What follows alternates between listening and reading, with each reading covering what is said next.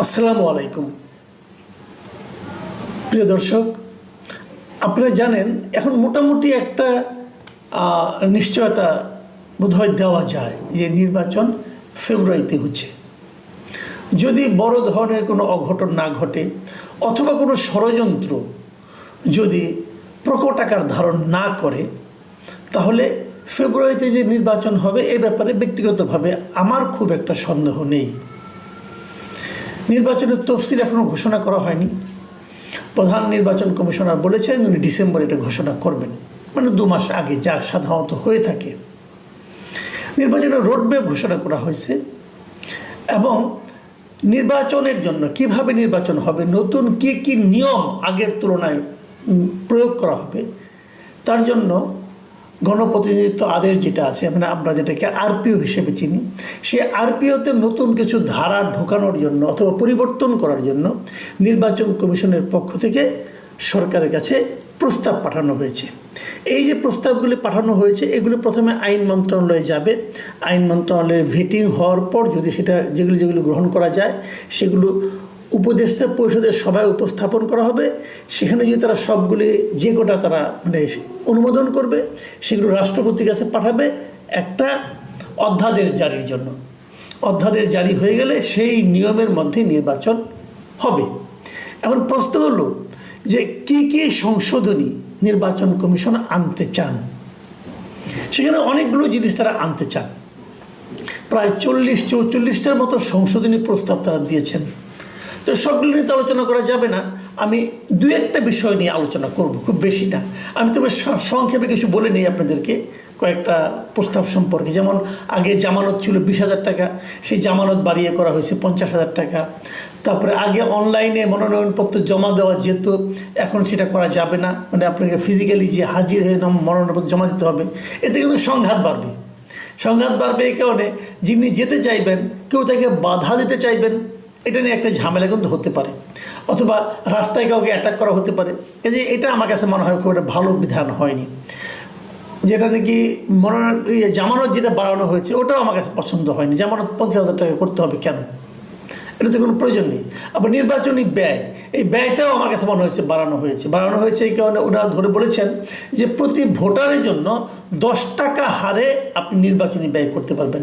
তার মানে যদি 10 টাকা হয়, যদি 3 লাখ ভোটার হয় একটা এলাকার, তাহলে সেখানে আপনি 30 লাখ টাকা পর্যন্ত মিনিমাম ব্যয় করতে পারবেন। এটা অনেক টাকা ভাই। তাহলে এতে হচ্ছে কি কেবল ধনীরাই প্রার্থী হতে পারবে, গরিবদের আর নির্বাচন করার শখ থাকলেও কাজ হবে না। তো এইগুলি ভালো না, আমার কাছে এগুলো পছন্দ হয়নি।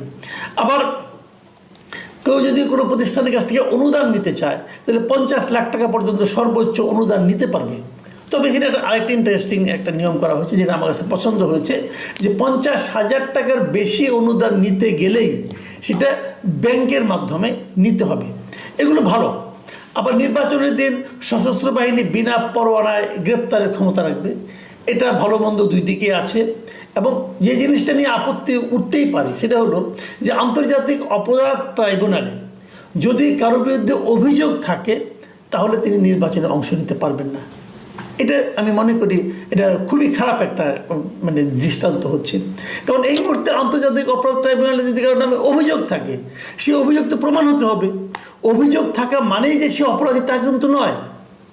অভিযোগ অনেকের বিরুদ্ধে থাকতে পারে, যদি অভিযোগ থাকা মানেই অপরাধী হয় তাহলে তো বিচারের কোনো দরকার পড়ে না, তাহলে তার শাস্তি দিয়ে দিলেই হয়।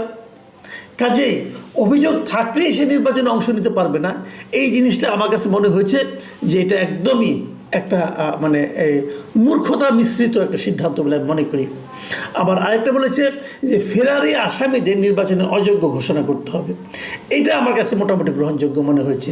ফেরারি আসামি বলতে কি, মনে করেন কারোর বিরুদ্ধে অভিযোগ আছে, কোনো মামলা আছে, সেই মামলায় একটা চার্জশিট দিয়েছে পুলিশ চার্জশিট দেওয়ার পর আদালত তাকে হাজির হতে বলেছে কিন্তু সে হাজির হয়নি, তাহলে সে ফেরারি আসামি। এবং সেক্ষেত্রে আবার আদালতকে আবার এই ব্যাপারে পত্রিকায় বিজ্ঞাপন দেওয়ার কিছু ধাপ আছে। যাই হোক, এগুলি ফেরারি আসামি নির্বাচন করার অধিকার থাকা উচিত না, এটা আমিও মনে করি। ঠিকই আছে। যেটা নিয়ে আমার সবচেয়ে বেশি আপত্তি, যেটা নিয়ে আমি একটু আলোচনা করব, সেটা হলো গিয়ে যে না ভোট। এই নির্বাচনে না ভোট চালু হবে। আমাদের এখানে কিন্তু একসময় না ভোট ছিল 2008 সালে। 2008 সালের নির্বাচনে না ভোটের একটা প্রচলন ছিল। ওই সময় যিনি ইলেকশন কমিশনার ছিলেন যারা, তারা একটা না ভোটের প্রচলন করেছিলেন। না ভোট হলে এরকম, ধরা যাক একটা ব্যালট পেপারে 10 জন প্রার্থী আছে, তো 10 জন প্রার্থী থাকার পর সেখানে আসলে অপশন থাকবে ভোটারের জন্য 11টা।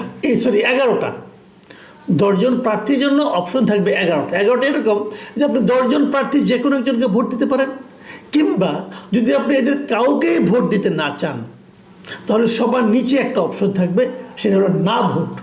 মানে আমি এই উপরের একজনকেও ভোট দিতে চাই না, না ভোট। এটাকে অনেকে বলা হয় নোটা ভোট। নোটা ভোট মানে কি, যে নান অফ দ্য অ্যাবভ, উপরে যারা আছে তাদের কাউকে আমি ভোট দিতে চাই না, সেটা হলো নোটা ভোট।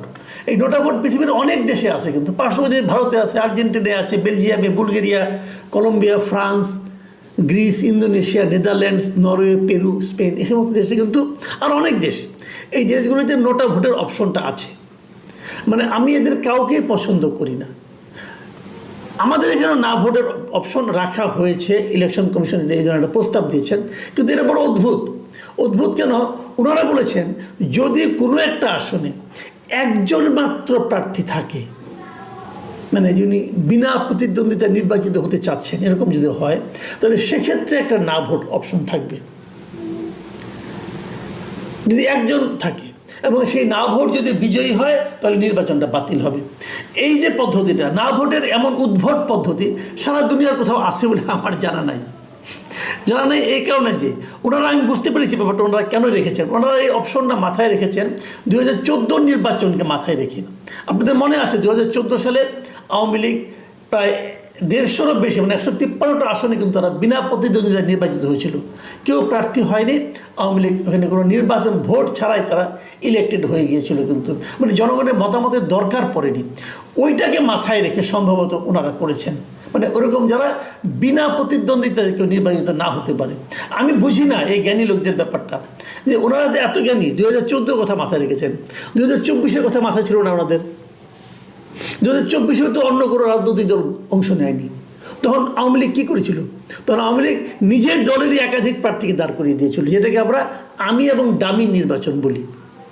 তাহলে এরা তো পদ্ধতিটা পেয়ে গেছে। যদি কেউ দেখে যে আমার বিনা প্রতিদ্বন্দ্বিতা নির্বাচিত হওয়ার মতো অবস্থা দাঁড়াচ্ছে, তখন সে কী করবে? তার বাড়ির কোনো চাকর বাকরকে বলবে তুমি দাঁড়ায় যাও, তাহলে তো 2 জন প্রার্থী হয়ে গেল। তাহলে এই না ভোটের ব্যবহারটা কোথায়? এই না ভোটের ব্যবহার কোথাও থাকবে না। অহৈতুক একটা নিয়ম করেছে, এবং হাস্যকর না ভোট, পৃথিবীতে এরকম হাস্যকর না ভোট আর কোথাও নাই। এই নির্বাচন কমিশনার যারা হয়েছেন, ওনাদের আসলে নির্বাচন কমিশন হওয়ার তো কোনো অভিজ্ঞতা নাই। সচিব টচিব ছিলেন আগে, এখন অবসর জীবনযাপন করছিলেন, ধরে এনে নির্বাচন কমিশনার বানায় দেওয়া হয়েছে।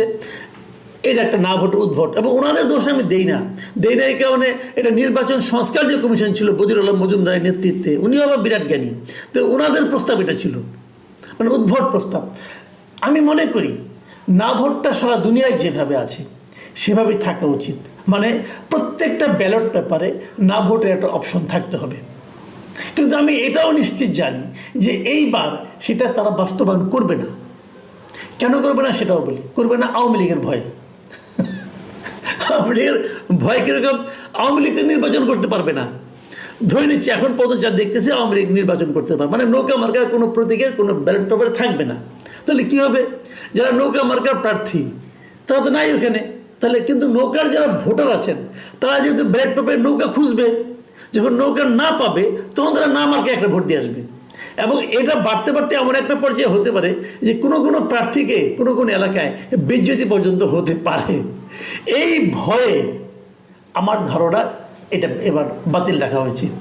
আমি যেটা মনে করি যে আপনি যখন একটা আইন করবেন না, সেটা একবারের জন্য আইন করেন না, একবারের কথা বিবেচনা করে আইন করেন না, একটা নির্দিষ্ট দলের সুবিধা অসুবিধার কথা ভেবে আইন করেন না। আইন আইনের মতো চলবে। সেই আইনের কি বাস্তবায়ন হওয়ার পর কি রেজাল্ট আসে এটা দেখে আপনারা বুঝতে পারবেন যে আইনটার ভুল কোথায় হয়েছিল, অথবা বুঝতে পারবেন যে দেশের পলিটিক্যাল সিচুয়েশনটা আসলে কী। আপনারা যদি একটি মাত্র দলকে দূরে রাখার জন্য কাজ করেন, অথবা অন্য কোনো একটা দলকে সুবিধা দেওয়ার জন্য কাজ করেন, তো সেটা আর যাই হোক, সেটা সার্বজনীন আইন হবে না। ঠিক এই জায়গাটাতেই আমার অনুরোধ থাকবে সরকারের প্রতি, এবং সংশ্লিষ্ট ব্যক্তিবর্গের প্রতি যে না ভোটটা আপনারা চালু করুন এবং এটা সকল আসনের জন্য চালু করুন। এরকম বিকলাঙ্গ না ভোট আমরা চাই না। আমরা প্রকৃত অর্থেই নোটা ভোট চাই, মানে নান অব দ্য অ্যাবভ। উপরের কাউকে আমার পছন্দ না হলে আমি যেন একটা ভোট দিতে পারি। প্রিয় দর্শক, আমি এটাও জানি যে আমার এই প্রত্যাশা পূরণ হবে না, তবু প্রত্যাশা করে রাখলাম, দেখা যাক কী হয়।